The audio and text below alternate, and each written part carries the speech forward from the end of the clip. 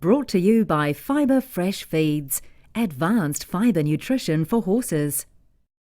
Hi, I'm Jodie Hartstone, Grand Prix dressage rider and practitioner of equitation science. On today's episode of Equine TV, we're going to talk about horses that are sensitive to the girth and leg. One of the hardest things for a horse is that it needs to be very habituated to the girth pressures here, but yet ultra sensitive to leg pressures, which lay right beside the girth. In the breaking in process, we have to make sure that we fully habituate the horse to the girth pressure so it doesn't become girth shy or cold backed. And then once we're riding the horse, we need to keep it very, very sensitive to our leg pressure, but not overly or hypersensitive like some horses can become. I'm going to show you today how to make the horse less sensitive to the girth if it's a cold-backed horse, and how to also make it less sensitive to the leg if it's a hypersensitive or hyperreactive horse to the leg aids. When you girth up a horse for the first time, it's really important to habituate the horse to girth pressure and not allow him to buck.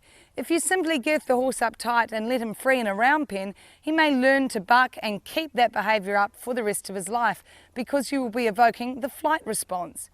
A much better way to deal with things is to girth the horse up slowly and making sure you can step the horse back lightly and obediently from the rein aid and the whip aids here. So pushing back on the rein, pulling forward on the rein, girth them up, and then even putting your hand under the girth can help a little bit too, stepping them forward and back to get rid of the influence of the girth and make the horse concentrate on the rein aids. We call this overshadowing, and it will get rid of most of the bucking response of the horse. If you have a horse that's overly sensitive to your leg aids, it's best to rub your legs along the horse's side and overshadow by stepping the horse back with the rein aids. Again, rubbing your leg on the side and stepping back from a rein aid at the same time so that your leg contact doesn't initiate a run forward or tense response. I'm Jodie Hartstone. Thanks for watching this episode of Equine TV.